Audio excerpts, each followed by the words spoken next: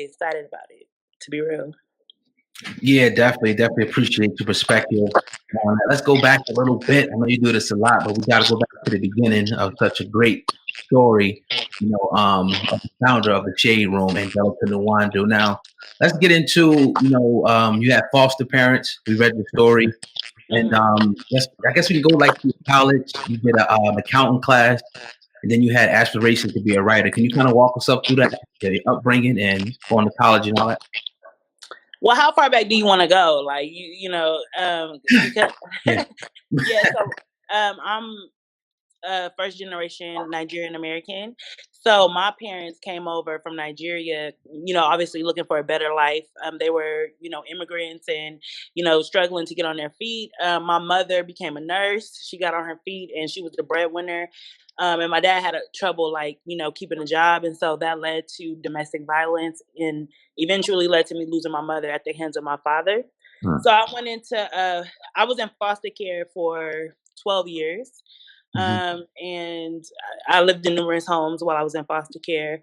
But I did go to college. I went to Loyola Marymount University. And I always say that, I got to see both worlds, basically. Like, growing up, I lived in the hood. I lived in, off of Slauson. I don't know. Are y'all from LA or no? Jersey. From Jersey. I got from Jersey. Okay, so if you're from LA, you already know, living off of Slauson, near the Slauson swap meet or whatever is where, I grew up a lot of times, and in Inglewood, I was, different places. But I always had my family and my culture, because I lived under two stigmas. The stigma of being a foster youth, which is that, you're damaged, troubled youth. And then I was Nigerian, and I just remember being in class and people being like, your last name is Nwandu? Okay, well, you should be a doctor. Like they just gave me credit because of my last name, right? And my culture. And so I think that it kept me balanced. And so I ended up going to college. I didn't have to pay to go to college. I had a full ride scholarship. And so for me, I went into accounting. And I knew I didn't like accounting. I was horrible at accounting, but I just wanted to make money because I knew I had to take care of myself right after college. I didn't have the luxury of having parents that you could move in with or anything like that. So I studied accounting, ended up not being able to finish accounting. So I switched to human resources because it was an easy degree. I got it. And then went back into accounting and eventually became so depressed that I was like, look, I just want to write and do what I know that I was born to do. And so then I decided to write a script. It was this actress. She was white. Her name is Jordana Spiro. And she was writing a script about a girl that kind of like resembled my life. And the day that I was like, you know what, I want to be a writer. And, I'm not going to do this accounting. I'm not going to fake it anymore. Like, if I'm broke, whatever. This is my passion. Was the day, a week later, I was able to meet her for an opportunity. And so I wrote the script with her. The script ended up making it into Sundance, which is, I heard that's harder than getting into Harvard, the percentage wise. But the script made it in, and that was all the confirmation that I needed from God that this was that I was supposed to be a writer. I was supposed to be somewhere in this industry. Now, correct me if I'm wrong. Didn't Sundance springboard you into getting an internship with Quentin Tarantino? You said what? Did that internship, did that Sundance experience springboard you to get into an internship with Quentin Tarantino? Oh, no. So it wasn't an internship. What it was it was the Sundance Screenwriters Lab. So so when I say the script made it into Sundance, I mean it made it into that lab, and they required us to, and this is actually how I lost my job, was it was during tax season, so it required us to fly to Park City, and where they hold the Sundance Film Festival. They also have like a resort there, and we had to fly there, and Quentin Tarantino was one of our mentors. Gotcha. So he would read our script. Like, I literally had the experience of having Quentin Tarantino read our script and give us personal feedback on the script, you know what I mean? And kind of tell us, this and that. And so it wasn't just him; it was Casey Lemons, Michael Goldenberg. I mean, it was a lot of big time people that were there that were the mentors for me. Gotcha. Let's talk about, coming out and having aspirations to be a writer, but then starting the shade room, wanting to get into celebrities, talking about celebrities and whatnot. I was reading an article in the Forbes where they said that you would pull over to the side of the road and make sure you get the first stuff. Like you had the ambition from the beginning. Talk about the beginnings of the shade room, iconic shade room. Yes. So, I mean, I never thought if you would have asked me just even 7 years ago, what I had thought that I would be doing, I would have a brand like the Shade Room. I would tell you, not only are you lying, but it will be a nightmare for me, like because that's not what my aspirations were. I wanted to be like a Issa Rae. I wanted to be, like a writing scripts and stuff like that. I never thought that I would be doing this. But when I look back on my past, I realize that I've always been meant to do this. You know what I mean? Which is a strange thing. But I will say, I decided to write. And so that's when we talked about going to Sundance. My boss called me while I was there, and he basically gave me an ultimatum. He was like, either you come back now or you get fired. But either you come back now or you're gonna get fired. And so I chose to quit at that moment. I had to quit on the spot. I was like, I'm not coming back. I've gotten a taste of what it looks like when your dreams come true. So once I get a taste of that, like you can't really, it's over, right? Yeah. So but I was my account was negative at the time, and so I immediately like started crying because I was like, "There's no way I'm going to be able to take care of myself and pay my rent." I just quit my job, right? And I remember I had to go and perform right at that moment because everybody was showing their films, and I was like, "Well, let me, do some poetry because that's all I have. I'm a first time screenwriter, so I don't have anything to show." And I'm crying, and the poem was about my mom and my dad in the life that I had, growing up. And I remember after that, everybody just like got up, they were clapping. And I walked off the stage and Michelle Satter walks up to me, who she's the head of the Sundance Lab. I don't know if she still is, but she was the head of maybe she is, I don't know. But at the time she was, and she walked up to me and she was like, I'm going to give you $5,000 to start writing. And I was like, confirmation number 2. Not only did I get into Sundance, but now I quit my job and I'm getting a grant 5 minutes later. I knew something was happening. I didn't know what at the time, but I knew something was happening. So after that, the money runs out. Obviously, 5,000 is not enough money. Right. I thought I was balling at the time, and let me tell you, gas, you know what I mean, rent, hair, whatever, food, it was gone in like 2 to 3 months, right? And I just remember, I was like desperate. I didn't have anything to do at the time, and I didn't want to go back to work. I had promised myself once they gave me the grant, I was like, I'm never going to apply for another job again in my life. And so far I've kept my promise since that day. But I I needed to create something, and so the Shade Room actually happened because I was so bored while all my friends were like in grad school. They were, I just will never forget that my friends were excelling at that time. They had jobs, they were making money, and I was broke. You know what I mean? Am I taking too long? I know I'm going. No, this is beautiful. We love it. Do your thing. We love Please, it. talk. Yeah. Okay. And I was broke, you know what I'm saying, living in Hawthorne. You know how that is. I don't know if y'all know about Hawthorne. I know exactly where Hawthorne is. Okay. Let me tell you.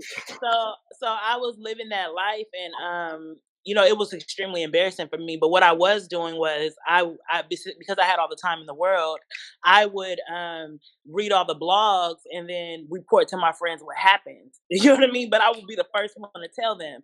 And so my friends at one point were like, well, dang, if you're going to be doing this all day, you might as well have your own site.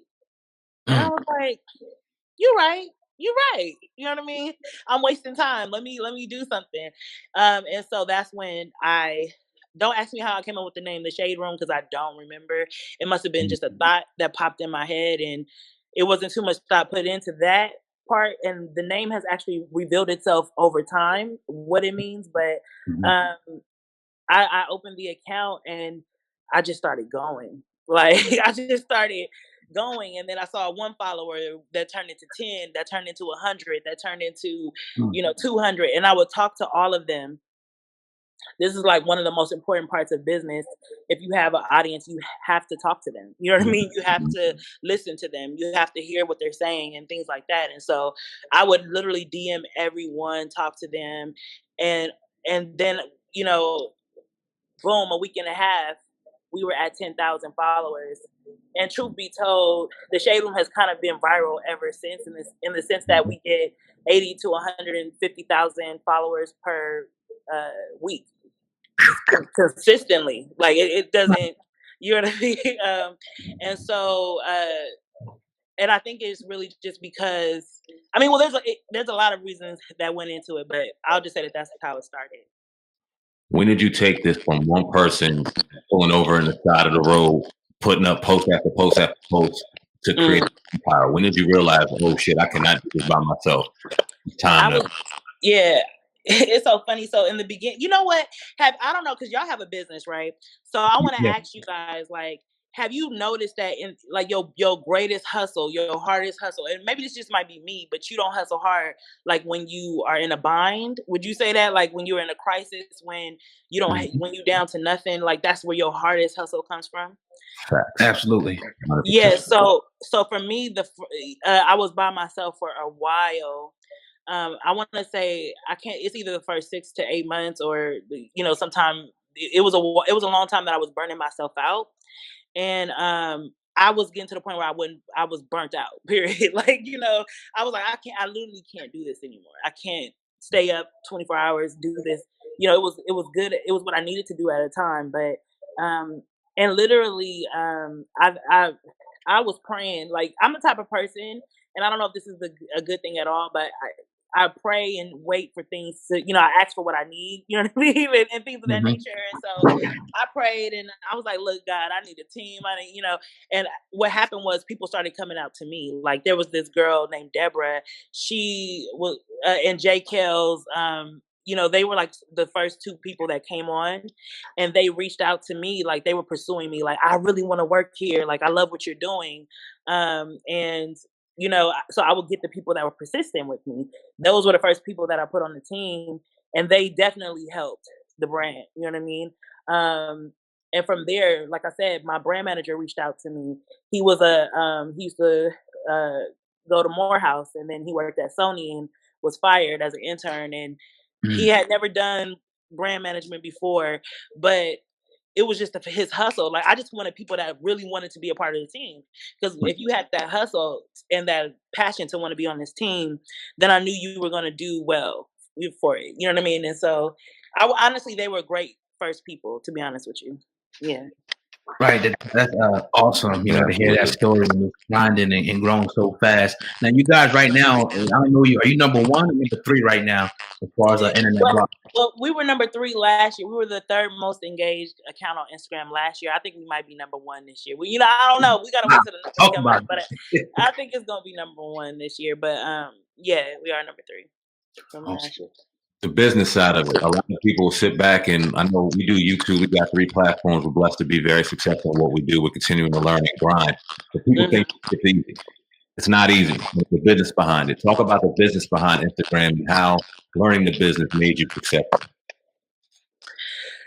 You know what? I'm gonna be real with you. So when I first started the Shade Room, I don't know if I was the best in business. I actually had a business before the Shade Room that I was doing while I was working at that old job, Mhm. and it just bombed. Like it was like not successful. It was a failure. It was just within 6 months I had to wrap that business up. But I knew I couldn't work for people because I just wasn't a great employee. Honestly, to be real with you, Mhm. I wasn't. I didn't like taking orders. Not to say that that's what defines entrepreneurship, but I just, I don't know. I couldn't survive under that structure, right? Mhm. And so, to me, you know, it was a learning process. I had to teach myself business. but I didn't do it alone. Like I had mentors. I'll tell you right now. I would say once I started like hiring people and we started making $5,000 a month, I'm gonna tell you, like, so we started making $5,000 a month, right? And I thought I was doing something. And so, here I am, New York Times reaches out and, they're like, hey, let's do a, article on you. And so they do this article on me and then they title it Instagram's TMZ. Right. And after that article, and it was a black woman who did that article on me in New York Times. Her name was Jenna Wortham. I'll never forget her name because she was the one that put me on Right. from New York Times. But she wrote that, and after that, I had an investor reach out to me. His name was Bryce Roberts, right? And he was white, and he had a investment company called NDVC, and he was like, "Look, for 7% of your company, right?" He was like, "I will, give you $100,000." And he was like, so mind you, I'm making $5,000 a month. Right. Somebody offers me $100,000 for 7% of my business. At that time, it wasn't even a business. I didn't have an LLC. You know what I mean? It wasn't structured. So he gave me 2 days though. And look, I'm not saying nothing. I'm not saying anything bad about him because I'm gonna talk about him later because he was very like instrumental in why I was able to learn business the way I was able to learn it. Mm-hmm. But he gave me he gave me 2 days to sign the deal Wow. because he had a and I will say that I don't regret doing this because my instincts told me to do it, and I just knew that he was somebody I could trust, but I would never recommend that for anybody else. But mind you, like I said, I was in Hawthorne, and 100,000 sounds like a lot of money, right? So Mm-hmm. he gave me 2 days, and he was like, what you gonna do? You gonna get in the program or not? Because the program starts in 2 days. Right. I didn't have a lawyer, and I didn't have enough money to even hire one at that time, so I was like, look, I'm just gonna sign it. I didn't know anything about capital, VC capital, anything about that, right?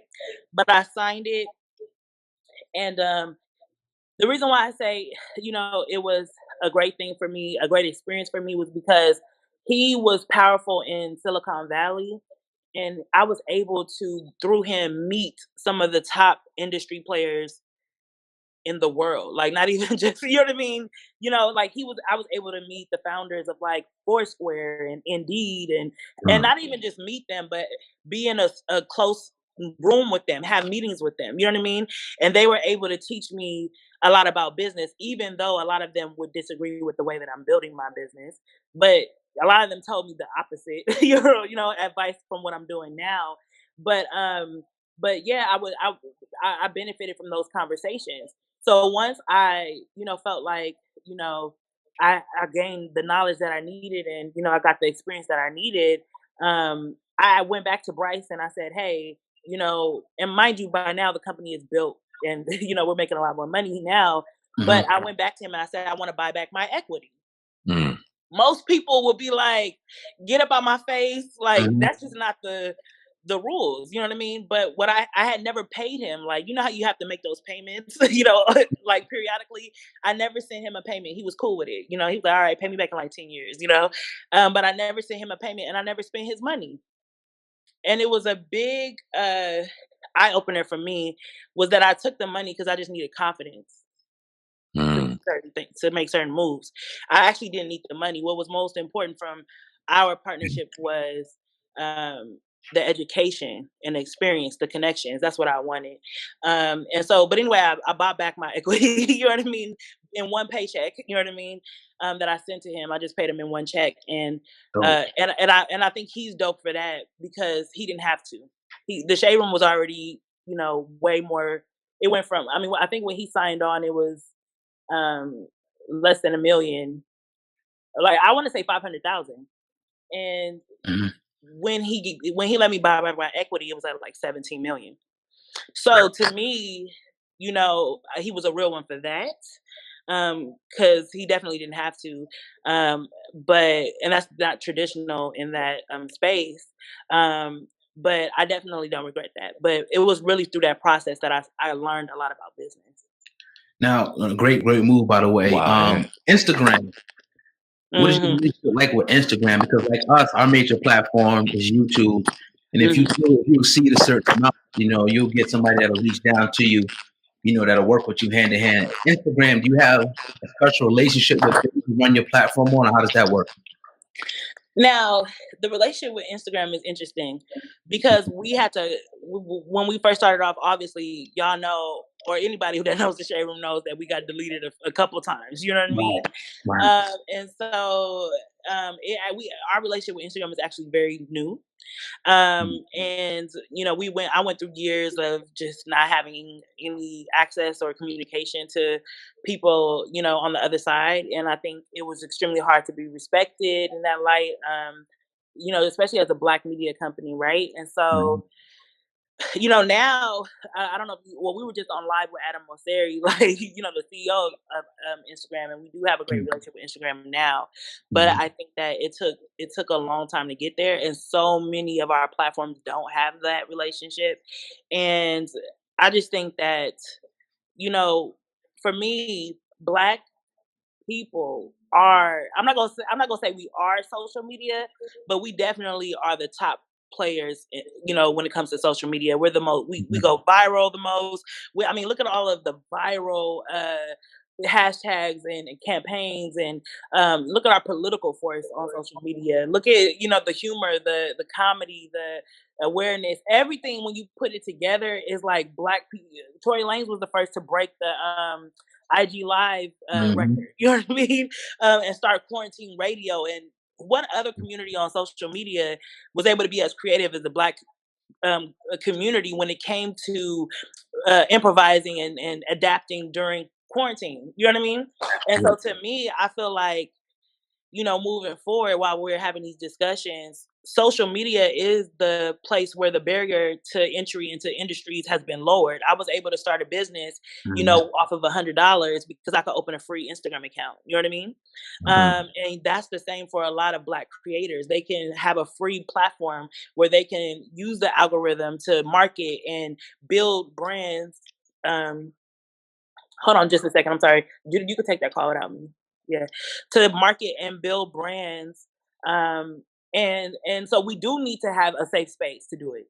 You know what I mean? And we do need to be able to use the platform, and have the not only the employees that work at the social media platforms, but our representatives. It needs to reflect, the power players. You know what I mean? Worldstar was #1 last year for the most engaged account. Mhm. Well, we know that Worldstar is profiting off of Black culture a lot as well. You know what I mean? Their audience may not be all the way, but I know they got a lot of white boys that follow them. But I'm just saying that Mhm. they're you know what I mean. Period. And then you have the Shade Room #3. Okay, well then that means that we're doing something on these platforms, so we need to be represented in that way. So I will ask for that, but I definitely think, of course, my relationship has improved with IG.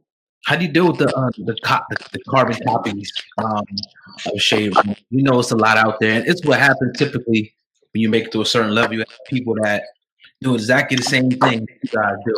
What has been your strategy without getting too much of staying ahead of the curve and keeping that #1 spot?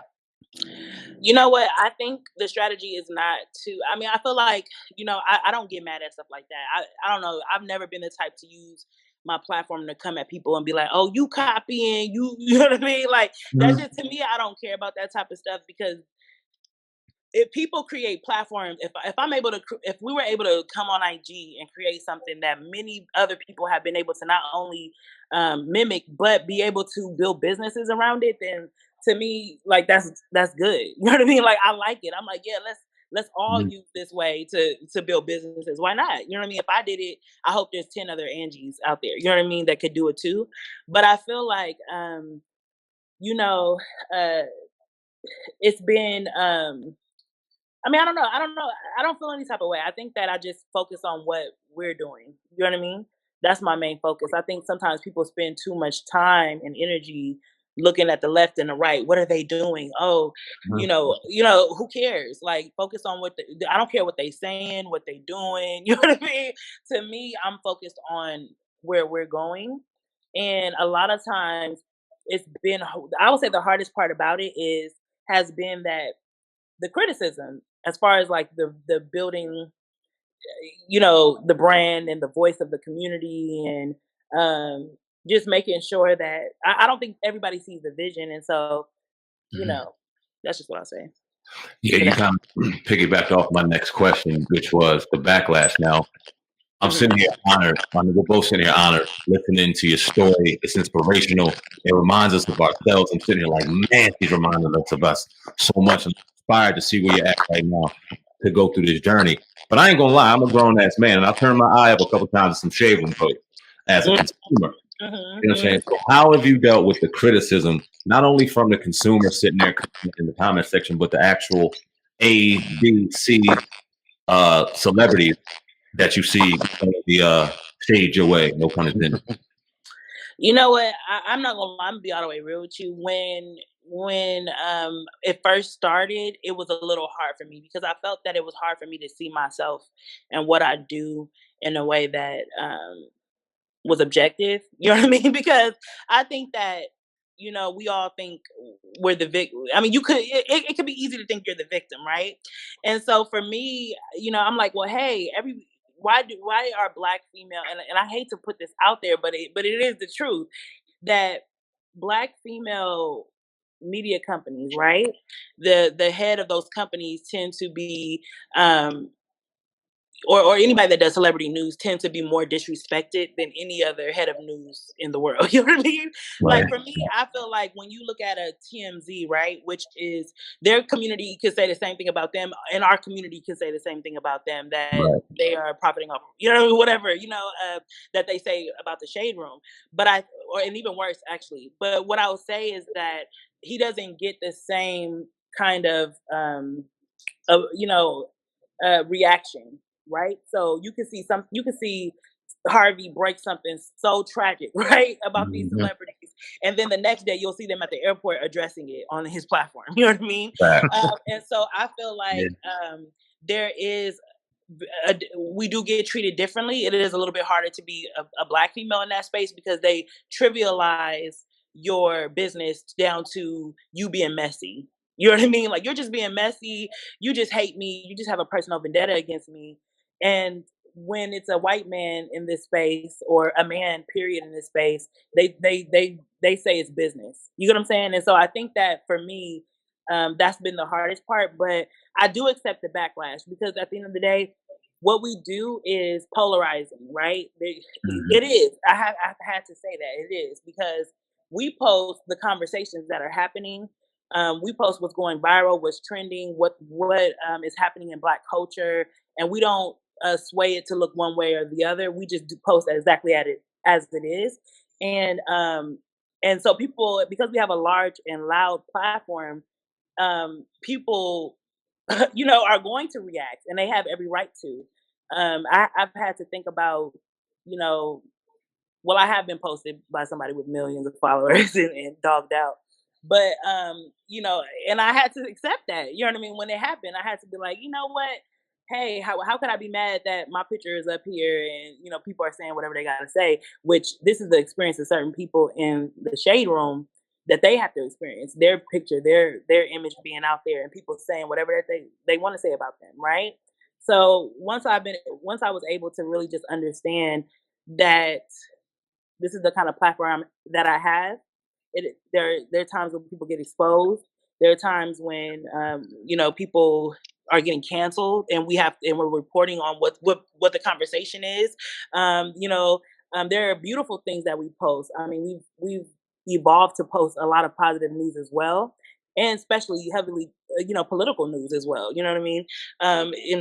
In the recent weeks, we were just focused on George Floyd and everything that was happening with the protests. And so I think the Shaderoom is loud. You know what I mean? So it definitely is going to get back for sure. How do you deal with this aspect of your business when, Like you do put somebody up there and they'll say, you get a letter from a lawyer. I'm sure you guys have because we have, and they say, look, take them down, take this image down, take the images down. How's that dealt with? Do you guys take it with a grain of sand? Do you have a lot of lawsuits in that regard? How does that work? We actually don't get a lot of that.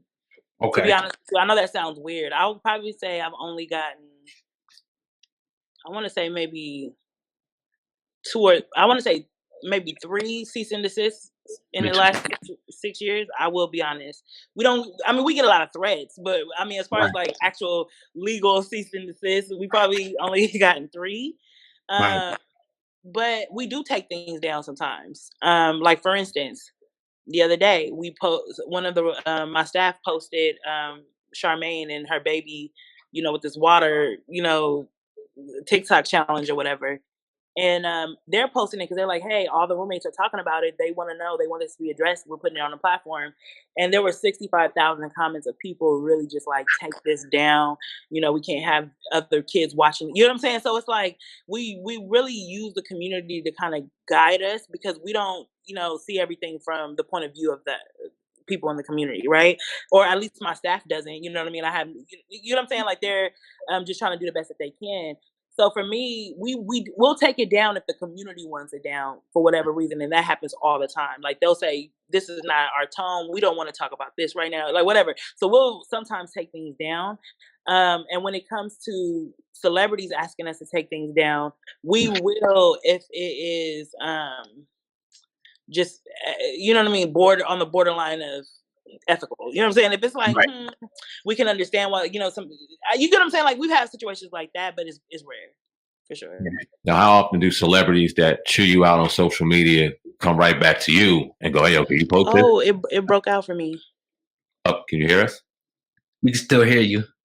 Oh, she might come back in there. Wow. Angelica Nwandu of the Shaderoom is in the building, man. Great interview. Hell of a story. Thus far. Hopefully she comes back on here in momentarily so we can finish, the back end of this interview, man. But it's everything I thought it would be and more so far this interview. Yeah, she has an incredible story, and just to hear her grind, I'm just like, wow, like that's what we did. That's what we did. Yeah, pretty much. Like, pretty much. It's dope, man. Yeah, definitely. So hopefully she comes back in, man. A great 35 minutes. If you guys are loving, here she is right here. I'll bring her right back in. Okay, I'm sorry. It's all good. It's all good. You can hear us now, good? Yes, I can. So I was asking you, how often do you have one of these celebrities that'll chew you out social media or on social media, the Shaderoom, come right back to you and go, "Can you post this? Can you post this?" Like, you're breaking up just a little bit. Okay. Can you hear me? Okay, I can hear you now. All right. How often do you have celebrities that'll get at you on social media, come right back to you, and ask to be posted on Shaderoom? Because you're very popular and you get a lot of these celebrities a lot of attention. Yeah. Wait, you said how often do celebrities that come at me come back and say they want to be on the Shaderoom? Correct. Oh, all the time. All the time. What you mean? Every day? What do you mean? All the time. Give us a percentage. Huh? Give us a percentage. Like, what do you like?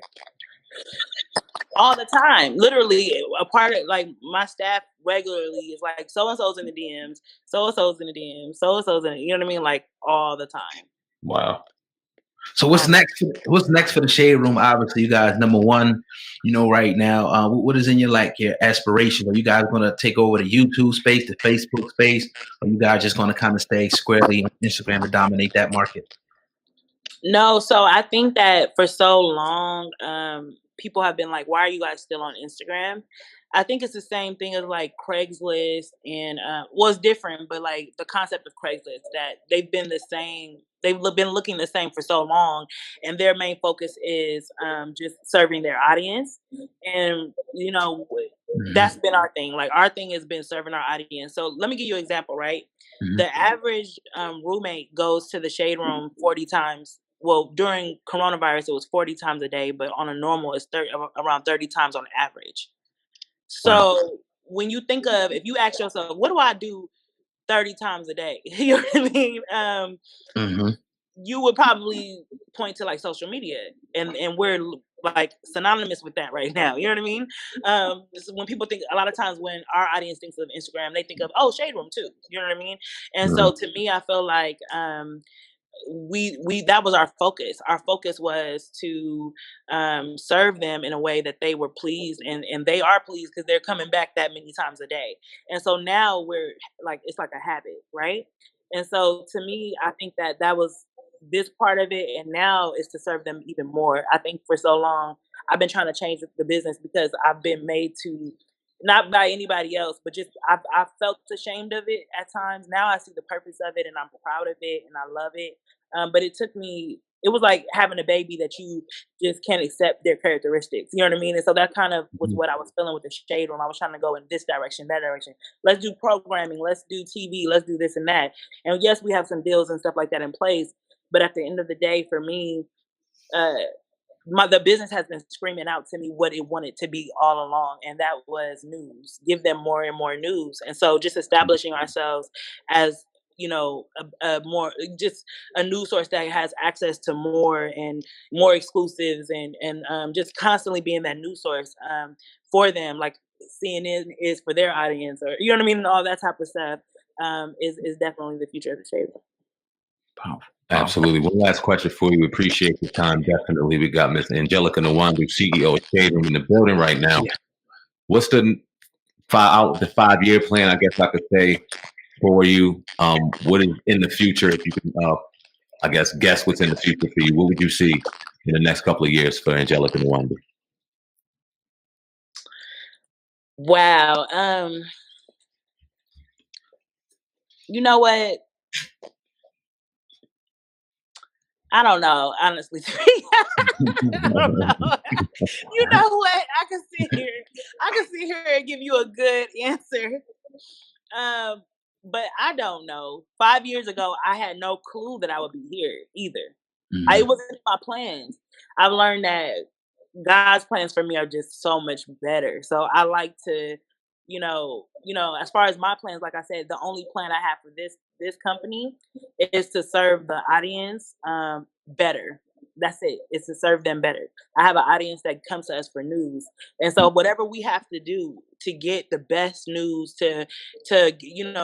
especially when it comes to stuff like this, with the protest, and just having people on the ground floor, which we experimented with recently. We've been doing interviews with Joe Biden, because we did our second interview with Joe Biden, and Wow. Okay. got crazy numbers. You know what I mean on that. But Right. basically, it's about what do they need to be informed about, and how can we align ourselves to give them the best information. And that's really all my plan is. Now, how that manifests itself and what that looks like, I absolutely don't know.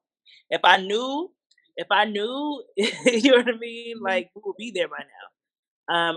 I don't know what that's gonna manifest and look like, but that's just where I'm gonna be headed, and everything I do is gonna be have to be surrounded by that purpose.